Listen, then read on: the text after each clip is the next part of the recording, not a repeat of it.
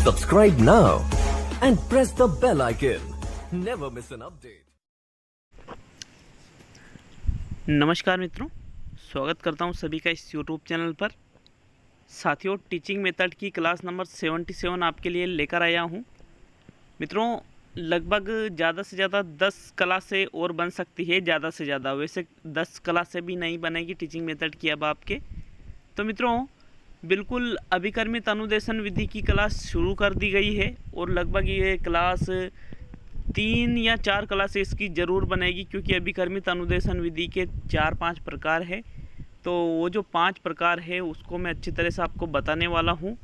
और मित्रों, जो SST वाले हैं, जो मैथ वाले हैं, साइंस वाले मैथ वाले हैं, उनके लिए तो ये जो विधि है विशेष रूप से उपयोगी है। बाकी इन्वायरमेंट में भी बहुत ज़्यादा इम्पोर्टेंट है इस विधि का। तो मित्रों, ज़रूर अच्छी तरह से इस वीडियो को ज़रूर देखें, दोनों लेवल के लिए बेहद ही उपयोगी विधि है। शुरू करते हैं मित्रों। आप सभी ने नाम सुना होगा अभिकर्मित अनुदेशन विधि का। पिछले एग्ज़ाम में साइंस, मैथ्स और सामाजिक के अंतर्गत इस विधि से क्वेश्चन पूछे गए थे।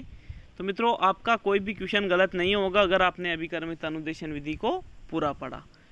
तो मित्रों, अभिकर्मित अनुदेशन विधि 1954 में स्किनर के द्वारा दी गई थी। सबसे पहले स्किनर कौन सा? B.F. स्किनर, मतलब ब्रूस हर्ष फ्रेडरिक स्किनर, जो अमेरिका के रहने वाले थे। इन्होंने ही अभिकर्मित अनुदेशन विधि को बनाया था। मित्रों, इसको अंग्रेजी में कहा जाता है प्रोग्रामिंग इंस्ट्रक्शन मेथड, अभिकर्मित अनुदेशन विधि। साथियों देखिए, सुबह 8 बजे आपके साइकोलॉजी के 50 प्रश्नों का बाल विकास और उसके सिद्धांत, बाल विकास के जो सिद्धांत है, बाल विकास की अवस्थाएं वगैरह, परिभाषाओं, सभी में से 50 महत्वपूर्ण प्रश्नों का टेस्ट है। ज़रूर दे। PDF फाइल भी आप डाउनलोड कर सकते हैं 50 प्रश्नों की। मित्रों, बहुत इंपॉर्टेंट टेस्ट है वो, उसको ज़रूर दें। मित्रों, जो अभिकर्मित अनुदेशन विधि है इसको बिल्कुल शुरुआत से मैं पढ़ाने वाला हूँ आपको, बिल्कुल शुरुआत से, जहाँ से कि भाई कहाँ से कैसे स्टार्ट हुआ, क्या क्या चेंजेज हुआ, किसने क्या प्रयोग किया, सभी चीज़ें बताने वाला हूँ। तो मित्रों, ये जो अभिकर्मित अनुदेशन विधि है, ये विधि सबसे पहले 427 ईस्वी पूर्व के लगभग यूनान के दार्शनिक सुकरात द्वारा समस्या समाधान विधि के रूप में प्रकाश में आई। अर्थात इस विधि का विचार सबसे पहले सुकरात ने दिया था। तो मित्रों, सबसे पहले तो आपको ये याद होना चाहिए कि जो अभिकर्मित अनुदेशन विधि है वो शुरुआत में समस्या समाधान विधि के रूप में इस विधि का प्रयोग किया गया था और प्रयोग करने वाले थे सुकरात। तो मित्रों, अगर एग्जाम में प्रश्न आ जाता है कि अभिकर्मित अनुदेशन विधि का विचार सबसे पहले किसने दिया था, तो वहाँ पर आपका आंसर स्किनर नहीं रहेगा, वहाँ पर आपका आंसर रहेगा सुकरात रहेगा। अगर प्रश्न ये पूछता है कि अभिकर्मित अनुदेशन विधि के जनक कौन है, फिर आपका आंसर क्या रहेगा मित्रों? स्किनर रहेगा। तो देखिए, सुकरात ने 427 ईस्वी पूर्व ही इस विधि का प्रयोग समस्या समाधान विधि के अंतर्गत कर लिया था। अब उसके बाद में 1920 में अमेरिका के ओहियो विश्वविद्यालय के प्रोफेसर सिडनी एल प्रेसे ने स्वगति के सिद्धांत के आधार पर शिक्षण मशीन का निर्माण किया। तो मित्रों, शिक्षण मशीन अभिकर्मित अनुदेशन विधि में कैसे आई, इसका भी एक निश्चित कॉन्सेप्ट है कि भाई अब तो अपन तो अभिकर्मित अनुदेशन विधि पढ़ रहे हैं, ये शिक्षण मशीन का क्या लेना देना? तो लेना देना है जब 1920 में ओहियो विश्वविद्यालय में प्रोफेसर थे सिडनी एल प्रेसे, इन्होंने एक मशीन बनाई थी स्वगति सिद्धांत के आधार पर, जिसको कहा जाता है शिक्षण मशीन। अब मित्रों, ये जो शिक्षण मशीन सिडनी एल प्रेसे द्वारा बनाई गई थी, इस शिक्षण मशीन की क्रियाविधि के आधार पर स्किनर ने सन 1938 में क्रिया प्रसूत अनुबंधन का सिद्धांत प्रस्तुत किया। तो अभी तो अभिकर्मित अनुदेशन विधि तो आएगी है, अभी डिटेल नहीं आई उसकी। देखिए, 1920 में सिडनी एल प्रेसे ने शिक्षण मशीन बनाई और एक शिक्षण मशीन जिस प्रकार से कार्य करती थी, इसकी क्रियाविधि के आधार पर सन 1938 में स्किनर ने क्रिया प्रसूत अनुबंधन का सिद्धांत दिया था। अब देखिए, वो जो क्रिया प्रसूत अनुबंधन का सिद्धांत स्किनर द्वारा दिया गया था, उस सिद्धांत के आधार पर स्किनर ने सन 1954 में अभिकर्मित अनुदेशन विधि का निर्माण किया। अतः इन्हें इस विधि का जनक कहते हैं। तो मित्रों, शुरुआत से बताऊंगा कि 1920 में तो यहाँ पर सिडनी एल प्रेसे द्वारा शिक्षण मशीन निर्मित की गई। किस सिद्धांत के आधार पर? स्वेगति सिद्धांत के आधार पर। फिर इस मशीन की क्रियाविधि के आधार पर 1938 में स्किनर ने क्रिया प्रसूत अनुबंधन का सिद्धांत दिया और इस सिद्धांत के आधार पर ही स्किनर ने सन 1954 में इस अभिकर्मित अनुदेशन विधि का निर्माण किया। इसलिए अभिकर्मित अनुदेशन विधि का जनक किसको कहा जाता है? स्किनर या ब्रूस हर्श फ्रेडरिक स्किनर को ही अभिकर्मित अनुदेशन विधि का जनक कहा जाता है। मित्रों देखिए, अभिकर्मित अनुदेशन विधि के बारे में पढ़ेंगे कि यह एक व्यक्तिगत अनुदेशन तकनीक है। व्यक्तिगत अनुदेशन तकनीक मतलब इसमें बच्चों को एक साथ नहीं, एक एक बच्चों को आराम से शिक्षण कराया जाता है, जिसमें मुद्रित सहायक सामग्री का प्रयोग किया जाता है। भाई अभिकर्मित अनुदेशन विधि से बच्चों को सिखा तो रहे हो आप, लेकिन जो सिखाओगे वो पहले प्रिंटेड चीज़ें होती है, जो टीचिंग एड होती है वो प्रिंटेड पहले से ही मुद्रित वो सामग्री होती है। मित्रों बहुत ही महत्वपूर्ण चीज़ है कि यह विधि ज्ञात से अज्ञात शिक्षण सूत्र पर आधारित है। डायरेक्टली एग्जाम में प्रश्न आ सकता है कि अभिकर्मित अनुदेशन विधि कौन से शिक्षण सूत्र पर आधारित है, तो वहाँ पर आपका जो निश्चित आंसर रहेगा वो रहेगा ज्ञात से अज्ञात की ओर। मतलब बालक का जो ज्ञान है उसके आधार पर उसको नवीन ज्ञान प्रदान किया जाता है।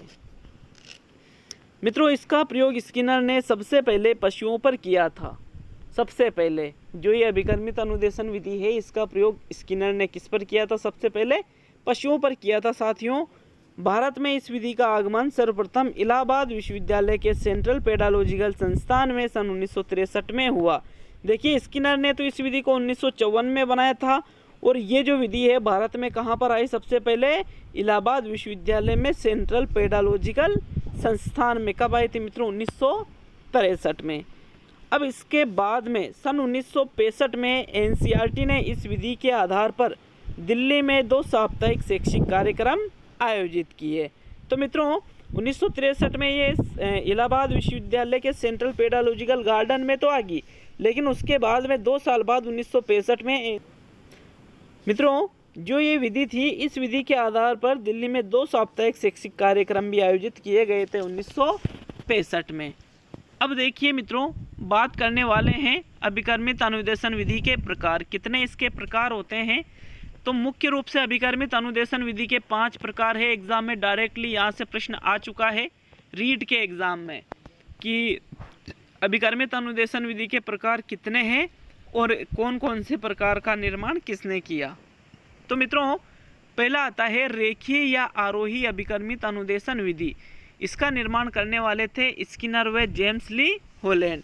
तो मित्रों डायरेक्टली एग्जाम में यहाँ से प्रश्न बन सकता है रेखीय या आरोही अभिकर्मित अनुदेशन विधि के जनक कौन है?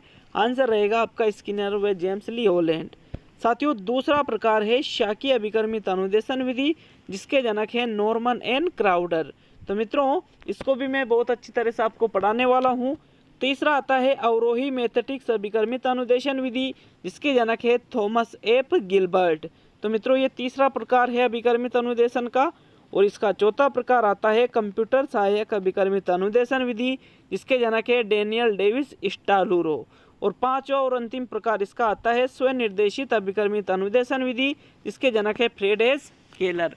तो मित्रों नॉर्मली यहाँ से प्रश्न बन सकता है कि रेखीय अभिकर्मित अनुदेशन विधि के जनक कौन है? तो आपका आंसर रहेगा स्किनर व जेम्स ली हॉलैंड। शाकीय अभिकर्मित अनुदेशन विधि का जनक कौन है? तो आपका आंसर रहेगा नॉर्मन एन क्राउडर। इस प्रकार से आपसे एग्जाम में डायरेक्टली प्रश्न पूछे जा सकते हैं। अब मित्रों मैं आपको ये जो 5 प्रकार है अभिकर्मित अनुदेशन विधि के, इन 5 प्रकारों को बहुत ही डिटेल से पढ़ाने वाला हूँ, लेकिन आज नहीं आने वाली क्लासों में। मित्रों अब बात करने वाले हैं अभिकर्मित अनुदेशन विधि के सिद्धांतों के बारे में, किसके कौन कौन से और कितने सिद्धांत थे। तो मित्रों अभिकर्मित अनुदेशन के कुल सिद्धांतों की संख्या भी 5 है और इसके प्रकार भी 5 है।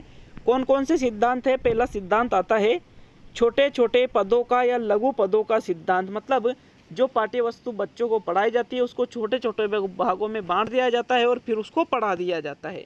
दूसरा है क्रमबद्धता का सिद्धांत कि जो भी उनको सिखाया जाता है वो क्रमबद्ध रूप से होना चाहिए। स्वगति का सिद्धांत कि बालक की सीखने की जो गति है उसी प्रकार से बालक सीख सकता है। क्रियाशीलता का सिद्धांत बालक के अधिगम में क्रियाशीलता का होना अति आवश्यक है। ऐसा नहीं है कि बालक चुपचाप मुख दर्शक आराम से बनकर बैठ जाता है और कुछ वो सीख नहीं पाएगा ऐसे। और तत्काल प्रतिपुष्टि का सिद्धांत या पुनर्बलन का सिद्धांत, मतलब बालक ने किसी क्रिया को किया, संपूर्ण अच्छी तरह से पूर्ण किया तो उसको तुरंत ही पुनर्बलन प्रदान करना चाहिए। ये अभिकर्मित अनुदेशन के 5 सिद्धांत है। इन 5 सिद्धांतों में स्वयं गति का सिद्धांत सबसे महत्वपूर्ण है। मित्रों, एग्जाम में प्रश्न यहाँ से भी बन सकता है कि अभिकर्मित अनुदेशन में सबसे महत्वपूर्ण सिद्धांत कौन सा है, तो आपका आंसर रहेगा स्वयं गति का सिद्धांत। तो मित्रों, कैसी लगी क्लास? कल आपके छोटे छोटे जो अभिकर्मित अनुदेशन विधि के जो प्रकार है उनको शुरू कर देंगे। 3-4 दिन में वो क्लासें पूरी हो जाएगी और आपकी जो शिक्षण विधियाँ वो पूरी होने वाली ही रहेगी। तो मित्रों, मिलते हैं बहुत जल्द सुबह 8 बजे वाली क्लास में। भूल मत जाना 8 बजे वाली क्लास को। साइकोलॉजी का टेस्ट है 50 प्रश्नों का, मात्र 25 मिनट में 50 प्रश्न है विथ PDF, जो आपको एक साथ कहीं भी नहीं मिल सकते, कहीं भी। NCERT RBSC की बुक से, अरुण सिंह की बुक से, 11वीं 12वीं की चारों बुक लिए मैंने और साथ में मेरे नोट्स सभी से 50 प्रश्न वो बनाए हैं। तो मित्रों, सुबह 8 बजे भूलना नहीं इस टाइम को।